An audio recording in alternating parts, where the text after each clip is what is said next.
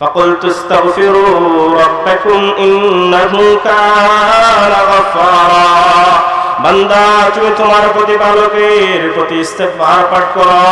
এক নাম্বার ফায়দা হলো ইন্নাহু কানা গাফফারা। বান্দা যখন তুমি গুনাহ করেছো, যখন তুমি শয়তানের ধোঁকায় পড়ে মিথ্যা কথা বলেছো, শয়তানের ধোঁকায় পড়ে তুমি চুগলখড়ি করেছো, শয়তানের ধোঁকায় পড়ে তুমি জিনা ব্যভিচার করেছো, শয়তানের ধোঁকায় পড়ে তুমি মদ খেয়ে ফেলেছো, শয়তানের ধোঁকায় পড়ে তুমি ইয়াবা ট্যাবলেট খেয়ে ফেলেছো, শয়তানের ধোঁকায় পড়ে তুমি গাঁজা খেয়ে ফেলেছো, শয়তানের ধোঁকায় পড়ে তুমি ঘুষ খেয়ে ফেলেছো। বান্দা তোমার জন্য আল্লাহ পাক রব্বুল আলামিন বলতেছেন, ইয়া আইয়ুহাল্লাযীনা আমানু তুবু ইলাল্লাহ, হে ঈমানদারগণ তুমি তোমার প্রতিপালকের দিকে ফিরে আসো, ফিরে আসো। তাওবা করো, তাওবাতান নাসুহা, খাঁটি তওবা করো। খাঁটি তওবা করলে ফায়দা কি? আইয়ুকাফির আন সাইয়্যাতিকুম, বান্দা তুমি যখন তোমার প্রতিপালকের কাছে ফিরে আসবে, তাওবা করবে, আমি তোমার জীবনের যে গুনাহগুলো তুমি করেছো সব গুনাহ আমি মিটাইয়া দিব। সুবহানাল্লাহ বলেন না? আল্লাহ তাআলা বলতেছেন, ফাকুলতু আস্তাগফিরু রাব্বাকুম ইন্নাহু কানা গফফারা। বান্দা তুমি আমার প্রতি ইস্তেগফার পাঠ করো, আমার জন্য তুমি আমার কাছে মাফ চাও। আমি প্রথম নাম্বার ফায়দা, আমি তোমার জীবনে যে গুনাহগুলো করেছো আমি তোমাকে মাফ করে দিব। সুবহানাল্লাহ বলেন না? এক নাম্বার ইস্তেগফার যদি আপনি নিয়মিত 100 বার সন্ধ্যার পর মাগরিবের নামাজের আদায় করার পর 100 বার পাঠ করতে পারেন, ফজরের নামাজের পর 100 বার পাঠ করতে পারেন, দিনের বেলা যে গুনাহগুলো করেছেন মাগরিবের পরে ইস্তেগফার পাঠ করার কারণে আল্লাহ পাক রব্বুল আলামিন ওই দিনের যত গুনাহ আছে সমস্ত গুনাহ মাফ করে দিবেন। সুবহানাল্লাহ। আবার যখন আপনি ফজরের নামাজের সময় ফজরের নামাজের পর 100 বার ইস্তেগফার পাঠ করবেন, রাত্রিবেলা যত গুনাহ করেছেন সকল গুনাহ আল্লাহ পাক রব্বুল আলামিন মাফ করে দিবেন। সুবহানাল্লাহ। ফাকুলতু আস্তাগফিরু রাব্বাকুম ইন্নাহু কানা গাফফারা। এক নাম্বার পাঠকারী ইস্তেগফার পাঠকারীর ফায়দা হলো, উপকার হলো, তার যে গুনাহ রয়েছে এই গুনাহগুলো আল্লাহ তাআলা মাফ করে দিবেন। দুই নাম্বার ইউরসিলিস সামাআ আলাইকুম মিদরারা। বান্দা যখন গুনাহ করে তখন আসমান থেকে বৃষ্টি বন্ধ হয়ে যায়। জোরে নাউজুবিল্লাহ। যাহারাল ফাসাদু ফিল বাররি ওয়াল বাহরি বিমা কাসাবাত আইদিন নাস। স্থলে এবং জলে যত ধরনের গজব আছে, বিপদ বালা মুসিবত আছে, এগুলো মানুষের হাতের কামাই। এগুলো কিসের কামাই? হাতের কামাই। এজন্য মানুষ যখন গুনাহ করতে করতে একেবারে গুমরা পথভ্রষ্ট হয়ে যায়, তখন আল্লাহ তাআলা আসমানের বৃষ্টি বন্ধ করে দেন। আল্লাহ তাআলা দুই নম্বর ইস্তেগফার পাঠকারীর ফায়দা হলো, যখন কোনো মানুষ ইস্তেগফারের আমল করতে পারে, সকাল বেলা সন্ধ্যা বেলা 100 বার ইস্তেগফার পাঠ করে, আল্লাহ পাক রব্বুল আলামিন বলেন, ইউরসিলিস সামাআ আলাইকুম মিদরারা, আমি আল্লাহ আসমান থেকে ভারী বৃষ্টি বর্ষণ করব। সুবহানাল্লাহ। দুই নাম্বার কি? যে বান্দা যখন কি করবে? ইস্তেগফার পাঠ করবে, আল্লাহ পাক রব্বুল আলামিন আসমান থেকে বৃষ্টি বর্ষণ করবেন। সুবহানাল্লাহ। আর বৃষ্টি যখন আল্লাহ তাআলা আসমান থেকে বর্ষণ করবেন, তখন আর জমিনের মধ্যে পানি নিয়ে মারামারি করা লাগবে না। এজন্য আল্লাহ পাক রব্বুল আলামিনের কাছে ইস্তেগফার বান্দা বেশি বেশি পাঠ করো। সরার পানি নিয়ে আর মারি ডাঙ্গা করার কোনো প্রয়োজন নাই। আল্লাহ পাক রব্বুল আলামিনই তোমার জমিনের মধ্যে বৃষ্টি বর্ষণ করবেন, আর বৃষ্টি বর্ষণ করার কারণে তোমার জমিন ফলনটা ভালো হবে। জোরে বলেন না সুবহানাল্লাহ। দুই নাম্বার ফায়দা। তিন নাম্বার, ওয়াইনদিরকুম বিআমওয়াল।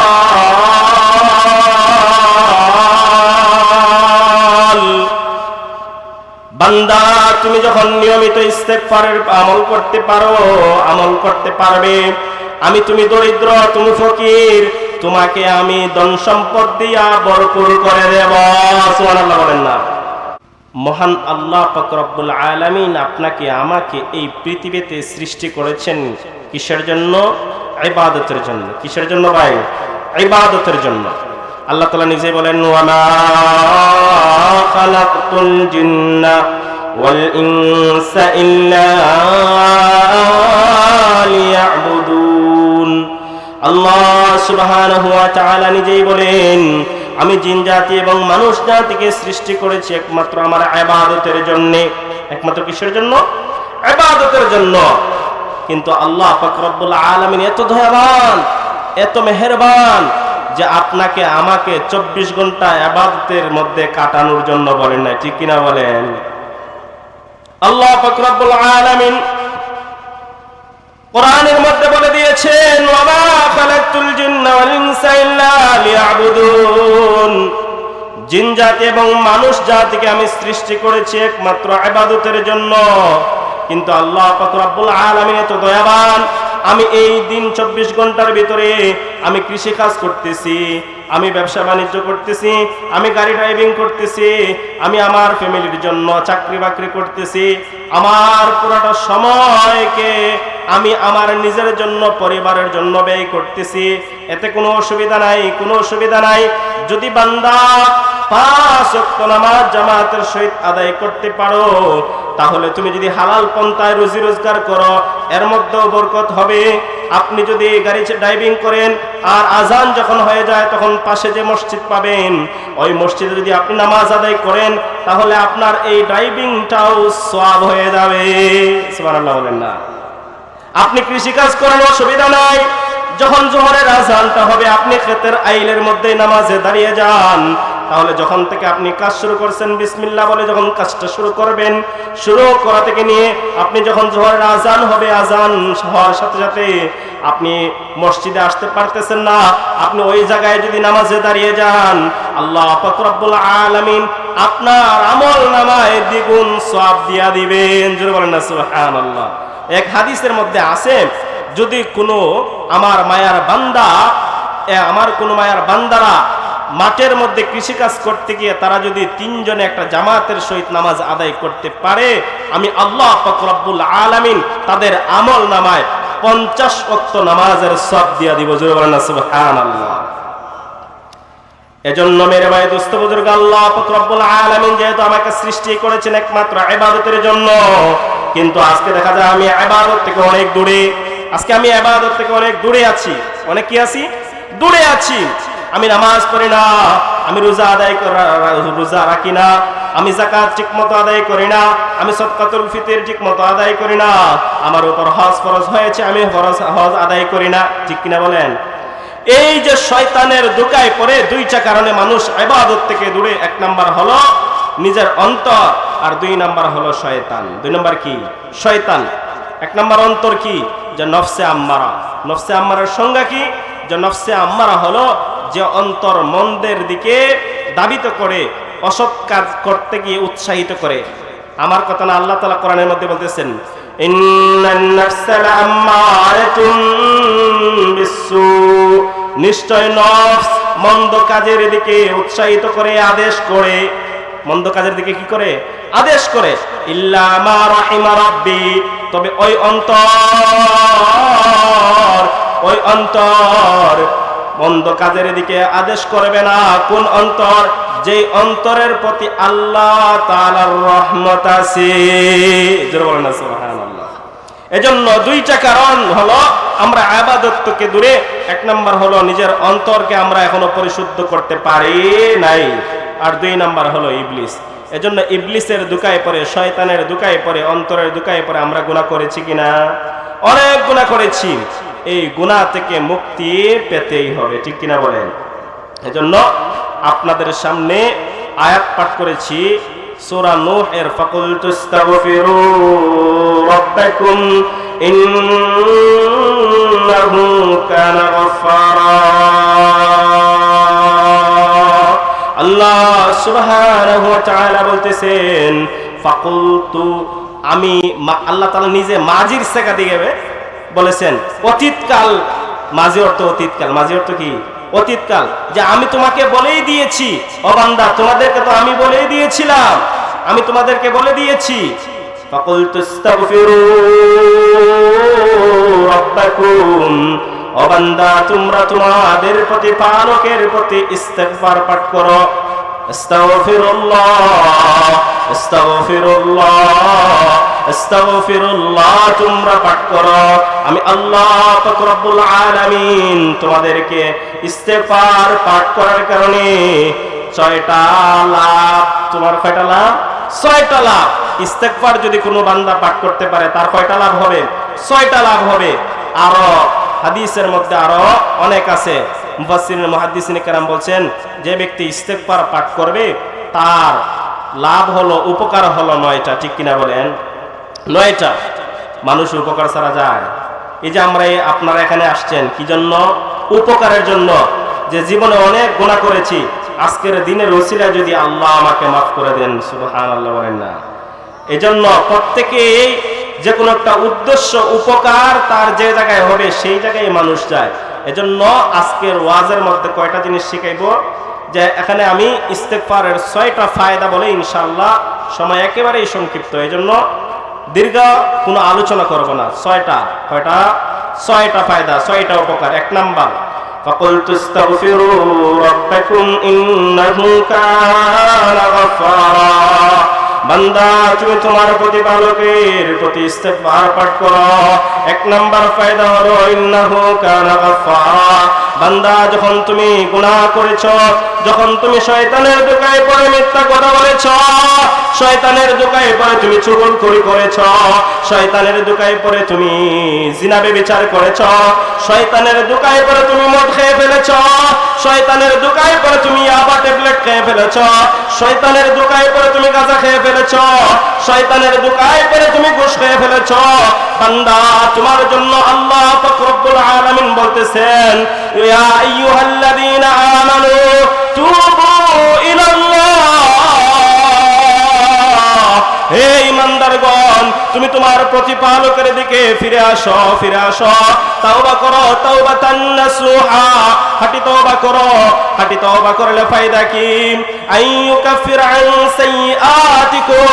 বান্দা তুমি যখন তোমার প্রতিপালকের কাছে ফিরে আসবে, তাওবা করবে, আমি তোমার জীবনের যে গুনাহগুলো তুমি করেছো সব গুনাহ আমি মিটাইয়া দিব। সুবহানাল্লাহ বলেন না? আল্লাহ তাআলা বলতেছেন, ফাকুলতু আস্তাগফিরু রাব্বাকুম ইন্নাহু কানা গাফফারা। বান্দা তুমি আমার প্রতি ইস্তেগফার পাঠ করো, আমার জন্য তুমি আমার কাছে মাফ চাও। আমি 1 নম্বর ফায়দা, আমি তোমার জীবনে যে গুনাহগুলো করেছো আমি তোমাকে মাফ করে দিব। সুবহানাল্লাহ বলেন না? 1 নাম্বার, ইস্তেগফার যদি আপনি নিয়মিত 100 বার সন্ধ্যার পর মাগরিবের নামাজের আদায় করার পর 100 বার পাঠ করতে পারেন, ফজরের নামাজের পর 100 বার পাঠ করতে পারেন, দিনের বেলা যে গুনাহগুলো করেছেন মাগরিবের পরে ইস্তেগফার পাঠ করার কারণে আল্লাহ পাক রব্বুল আলামিন ওই দিনের যত গুনাহ আছে সমস্ত গুনাহ মাফ করে দিবেন। সুবহানাল্লাহ। আবার যখন আপনি ফজরের নামাজের সময়, ফজরের নামাজের পর 100 বার ইস্তেগফার পাঠ করবেন, রাত্রিবেলা যত গুনাহ করেছেন সকল গুনাহ আল্লাহ পাক রব্বুল আলামিন মাফ করে দিবেন। সুবহানাল্লাহ। ফাকুলতু আস্তাগফিরু রাব্বাকুম ইন্নাহু কানা গাফফারা। 1 নাম্বার পাঠকারী, ইস্তেগফার পাঠকারীর ফায়দা হলো, উপকার হলো, তার যে গুনাহ রয়েছে এই গুনাহগুলো আল্লাহ তাআলা মাফ করে দিবেন।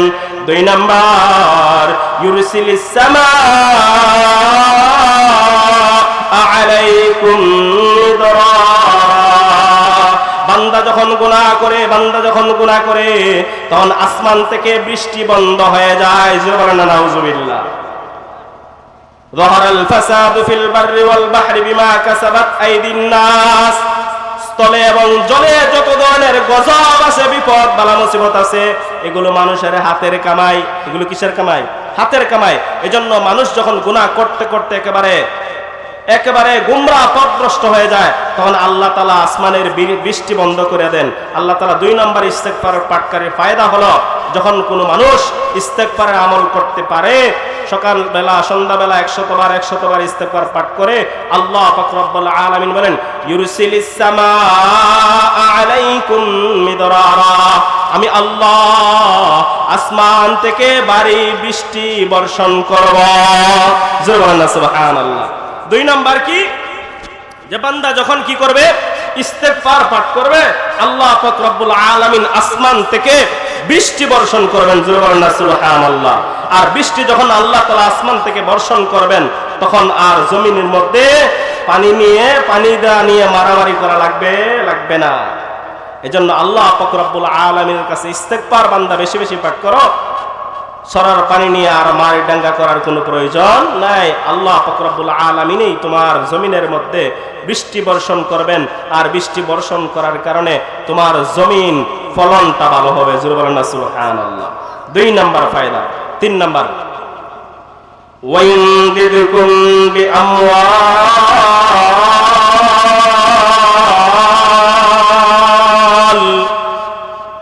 বান্দা তুমি যখন নিয়মিত ইস্তেগফারের আমল করতে পারবে, তুমি দরিদ্র, তুমি ফকির, তোমাকে আমি ধন সম্পদ দিয়া ভরপুর করে দেব। সুবহানাল্লাহ বলেন না। তাইলে ধনী হইতে চাইলে ইস্তেগফারের আমল করতে হবে। কি করতে হবে? ইস্তেগফারের ইউমদিদকুম বিআমওয়াল, আল্লাহ পাক রব্বুল আলামিন তোমাকে সম্পদ দিয়া দিবেন। সুবহানাল্লাহ। কিন্তু আজকে আমরা বোনের সম্পদ মেরে খাই ধনী হওয়ার জন্য, আমার আপন ভাইয়ের সম্পদ আমি মেরে খাই ধনী হওয়ার জন্য, আমার ক্ষেতের পাশে ক্ষেত আইল কেটে আমার জমিটা বাড়াই ধনী হওয়ার জন্য। এই এত হারাম পন্থায় যাওয়ার কোনো প্রয়োজন নাই। আমি সুদ খাই আমার সম্পদ বাড়ানোর জন্য, কিন্তু হারাম পন্থায় কি নাই? হারামের মধ্যে আরাম নাই। ঠিক কিনা বলেন? হারামের মধ্যে আরাম আছে? হারামের মধ্যে আরাম নাই। অতএব তোমার সুদ খাওয়ার দরকার নাই, তোমার ঘুষ খাওয়ার দরকার নাই, তুমি জমির আইল টেলানোর দরকার নাই, তোমার বোনের সম্পদ তুমি মেরে খাওয়ার দরকার নাই। তুমি আজকে ইস্তেগফারের আমল, নিয়মিত ইস্তেগফার তুমি পাঠ করো, আল্লাহ পাক রব্বুল আলামিন তোমাকে ধনী বানায়া দিবেন। জোরে বলেন না সুবহানাল্লাহ। ওয়ায়ুমদিদকুম বিআমওয়ালিন ওয়া বানিন।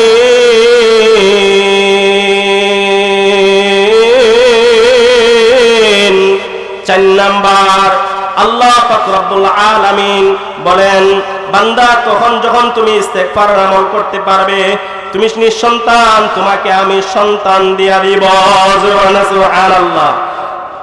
আল্লাহ তাআলা নিজেই বলতেছেন, ফাকুল তুস্তাগফিরু বান্দা রাব্বাকুম, তুমি তোমার প্রতিপালকের নিকট ইস্তেগফার পাঠ করো, আমি আল্লাহ পাক রব্বুল আলামিন তোমাদেরকে সন্তান দিয়া দিব। কিন্তু আজকে সন্তান, যার সন্তান নাই, একটা সন্তানের জন্য বন্ড বাবার মাজারের কাছে যায়। ঠিক কিনা বলেন? ল্যাংটা পীরের কাছে যায়, অমুক দরবারে যায়, অমুক পাগলের কাছে যায়। না না না, এই বন্ড তোমার সন্তান দেওয়ার মালিক না। ঠিক কিনা বলেন? সন্তান দেওয়ার মালিক কে? জোরে বলেন কে? সন্তান দেওয়ার মালিক কে? আল্লাহ। মৃত্যু দানকারী কে? আল্লাহ। জীবন দেওয়ার মালিক কে? আল্লাহ। ধন সম্পদ দেওয়ার মালিক কে? আল্লাহ। অতএব আর বাবার কাছে যাওয়ার দরকার নাই। আজকে এই রংপুরবাসীদেরকে জানিয়ে গেলাম, সূরা নূহ এর 10 নম্বর আয়াত অনুযায়ী ইস্তেগফার আমল তুমি করো, অবশ্যই অবশ্যই আল্লাহ তাআলার ওয়াদা পূরণ হবে। আল্লাহ তাআলা বলেন, ওয়ায়ুমদিদকুম বিআমওয়ালিন ওয়া বানিন। বান্দা তুমি যখন ইস্তেগফার আমল করতে পারবে, আমি তোমার নিঃসন্তান, তোমাকে আমি সন্তান দিয়া দিব। সুবহানাল্লাহ। এজন্য যাদের সন্তান হয় না তারা কি করবে? ইস্তেগফারের আমল করতে হবে। সহিহ মুসলিম শরীফের বর্ণনা, নবী করিম সাল্লাল্লাহু আলাইহি ওয়াসাল্লামের কাছে একজন সাহাবী আসলেন। 2টা বর্ণনা। একটা হলো এই সাহাবীর শুধু ছেলেই হয়, উনার মেয়ের দরকার। আরেকটা বর্ণনা হলো উনার শুধু মেয়ে সন্তান হয়, একজন ছেলের দরকার। তখন ওই সাহাবী নবী করিম সাল্লাল্লাহু আলাইহি ওয়াসাল্লামের কাছে আসলেন এই জন্য যে যাতে করে নবী করিম সাল্লাল্লাহু আলাইহি ওয়াসাল্লাম আল্লাহ তাআলার কাছে দোয়া করেন ওনার যেন একজন ছেলে সন্তান জন্মগ্রহণ করে। যখন ওই সাহাবী নবী করিম সাল্লাল্লাহু আলাইহি ওয়াসাল্লামের কাছে ওনার সন্তান যেন আল্লাহ তাআলা দেন, সেজন্য উনি দোয়ার জন্য নবী করিম সাল্লাল্লাহু আলাইহি ওয়াসাল্লামের কাছে আসলেন। আসার পর নবী করিম সাল্লাল্লাহু আলাইহি ওয়াসাল্লাম এই আয়াত তেলাওয়াত করতেছেন, ফাকুল তুস্তাগফিরু রাব্বাকুম ইন্নাহু কানা গাফফারা ইউরসিলিস সামাআ আলাইকুম মিদরারা ওয়া ইউমদিদকুম বিআমওয়ালিন ওয়া বানিন। ওই সাহাবী যখন এই আয়াত শুনলেন, এই তেলাওয়াত শুনলেন, উনি চলে যাইতে লাগলেন। সুবহানাল্লাহ বলেন না। নবী করিম সাল্লাল্লাহু আলাইহি ওয়াসাল্লাম তেলাওয়াত শেষ করে বললেন, ও সাহাবী, কি জন্য তুমি এসেছিলে? আমার কাছে কোনো কিছু জিজ্ঞেস না করে তুমি কেন আবার চলে যাইতেছো? সাহাবী ডাক দেয়া বলেন, ও নবী, বিশ্ব নবী মুহাম্মদুর রাসূলুল্লাহ সাল্লাল্লাহু আলাইহি ওয়াসাল্লাম, আমার মনের যে আকাঙ্ক্ষা, যে আশা নিয়ে আপনার কাছে এসেছিলাম, আমার সেই আশা পূরণ হয়ে গেছে। জোরে বলেন না সুবহানাল্লাহ। নবী করিম সাল্লাল্লাহু আলাইহি ওয়াসাল্লাম বলেন, কি আশা? তুমি তো মাত্র দেখলাম আসলে, আবার চলে যাইতেছো। তোমার এমন কোন আশা যে তুমি আসার সাথে সাথে তোমার এটা পূরণ হয়ে গেছে? তখন সাহাবী বলতেছেন, আল্লাহর রাসূল, আমার শুধু মেয়ে সন্তান হয়, আমার একজন ছেলে সন্তান, আমার আশা আমার একটা ছেলে যেন হয়, আমার বংশটা যেন পৃথিবীতে টিকে থাকে, এজন্য আপনার কাছে এসেছিলাম। কিন্তু আপনি এমন এক আয়াত তেলাওয়াত করতেছেন, আমি আর সমাধান পেয়ে গেছি, আপনার কাছে আর কোনো আশার প্রয়োজন নাই। আজ থেকে আমি ওয়াদা করলাম, আজ থেকে আমি ইস্তেগফারের আমল শুরু করব, অবশ্যই অবশ্যই আল্লাহ আমাকে ছেলে সন্তান দিয়া দিবেন। সুবহানাল্লাহ। এজন্য কিছুদিন পর ওই সাহাবী নবী করিম সাল্লাল্লাহু আলাইহি ওয়াসাল্লামের কাছে আসলেন একজন ছেলে সন্তানকে নিয়ে তাহনিক করানোর জন্য। জুড়ে বলেন না সুবহানাল্লাহ। আর নবী করিম সাল্লাল্লাহু আলাইহি ওয়াসাল্লাম বলেন, কে? যে ইস্তেগফারের ফল। জুড়ে বলেন না সুবহানাল্লাহ। কয়টা ফায়দা বললাম? 4টা। 5 নাম্বার ফায়দা হলো, নবী করিম সাল্লাল্লাহু আলাইহি ওয়াসাল্লাম আল্লাহ পাক রব্বুল আলামিন ডাক দিয়ে বলতেছেন, فَقُلْتُ اسْتَغْفِرُوا رَبَّكُمْ إِنَّهُ كَانَ غَفَّارًا يُرْسِلِ السَّمَاءَ عَلَيْكُمْ مِدْرَارًا وَيُمْدِدْكُمْ بِأَمْوَالٍ وَبَنِينَ وَيَجْعَلْ لَكُمْ جَنَّاتٍ وَيَجْعَلْ لَكُمْ أَنْهَارًا وَيَجْعَلْ لَكُمْ جَنَّاتٍ। আল্লাহ পাক রব্বুল আলামিন বলেন, বান্দা, যখন তুমি আল্লাহ তাআলার কাছে ইস্তেগফার আমল করতে পারো, ইস্তেগফার প্রতিদিন পাঠ করবে, আমি তোমার বাগান সমূহ ফল দ্বারা ভরপুর করে দেব। সুবহানাল্লাহ। ওয়ায়াজআল লাকুম আনহারা। আল্লাহ তাআলা বলেন, যখন বান্দা তুমি প্রতিদিন ইস্তেগফারের আমল করতে পারবে, আমি তোমাদের নদী নালা পানি দ্বারা ভরপুর করে দেব। সুবহানাল্লাহ বলেন না? এজন্য আল্লাহ পাক রব্বুল আলামিনের কাছে বেশি বেশি কি করতে হবে? ইস্তেগফার, আস্তাগফিরুল্লাহ আস্তাগফিরুল্লাহ পাঠ করতে হবে।